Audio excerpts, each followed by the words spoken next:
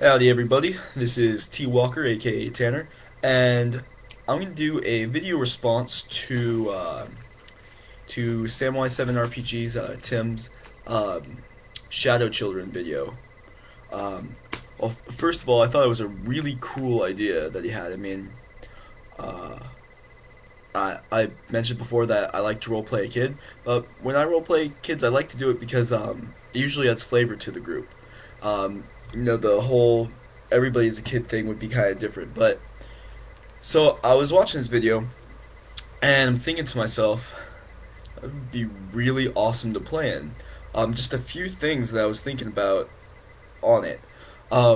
If you have your innocence level, right, and this is your mana, then you gotta make that last. If you're gonna make this a campaign, you really have to stretch those points out. I mean, unless you're given a lot, I think one challenge would be for the players to gauge out their innocence. When I think that might be really difficult to know when they're like using too little, to know when they're using too much.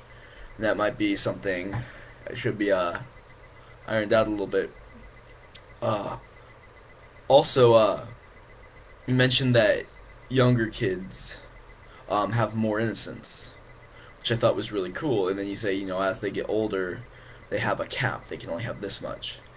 You know, uh, and I thought there was a really cool thing you might be able to do with that, like mechanics wise. Like I love tinkering with systems. That's what I do. I've recently been looking at the Warhammer Third Edition, and I had to like stop myself for a second because I started reading through the system, and then I was like, ooh, maybe I could change that. And I was like, oh wait, no, this is its own system. I don't have to change it. So I love tinkering with systems. It's one of my favorite things to do. But anyway, where was I? I got sidetracked by the thought of tinkering. Um, oh, for character creation, maybe the choice is you pick a younger character, right? And they have more innocence. But if you pick an older character, they have less, meaning they'll last you know less time in this world you've created, but they might be better able to handle it. Um, they might be stronger, they might be faster, they might be smarter because littler kids, they're gonna have a lot harder time running away from the big monster than the older kid is. So you might want to do it like that. Also, with this, I might suggest something like this for losing innocence. Maybe rank it. I cannot I cannot remember what game it is, but it was weird. I played it when I first got here or got into college for just like a session or two, and then everybody quit. But I was like, I still want to play. I love tabletops, but what was it? It was weird. It was I think there was like a pornomancer in there. I don't know what shit I was playing, but something about Bill Toge, and, and just kept being this explosion. We kept going in different places in time. Uh, anyway, so so was that. But the way they did it is as you, so let me put it back into the innocence. You could be really whenever you'd see something, whenever you'd see something like scary or something really weird, or something really off, you'd roll a check, and if you beat the check, you moved your marker up in kind of like your toughness rank, and if you lost the check, you would move it down. And what this did, it was like a sliding scale. As you approached more and more to the right of the scale, you became so tough and grizzled that not even seeing babies exploding would affect you, and you were insane and something like that. And then on the other side, if you kept failing checks, but as you kept failing, you'd become like so paranoid and weird that you know the sight of someone's toe moving would set you off into a crying fit. But you see how it was. But as you moved up or got closer and closer to this plane, or this polar extreme, I should say, it became harder for you to move up, right? So if you were already big, grizzled, and tough, and you had seen a whole lot of shit, seeing some of the stuff you've already seen before, that's not going to affect you. But maybe do something like that for your innocence levels, you know? As you as you lose innocence, as you get to those lower numbers, it becomes harder for you to lose innocence. Something like that maybe might be cool for your game. What else was I gonna say?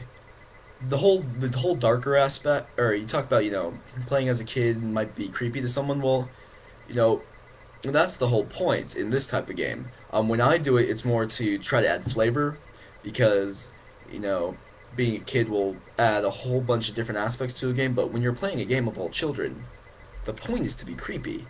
And I mean, think of some of the scariest movies of all time. They all have children, right?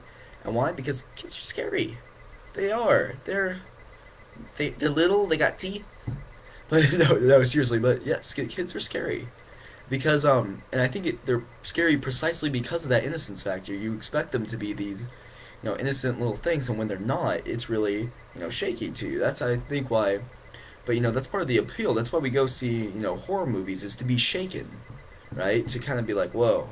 I mean, unless it's kind of like horror movies out now where things just pop out at you every once in a while. Um, Lame. But so, but that's the whole point, is to be shaken, to be like, whoa, I'm not sure how I feel about this, right? So I think playing a child would really, or in this type of setting, really adds to that. It's something that makes it really good. Um, you know, Another thing you talked about, it's difficult to roleplay children, and it is. You might do things that are, you know, detrimental to yourself. You might do other things, but that's assuming you have good role players.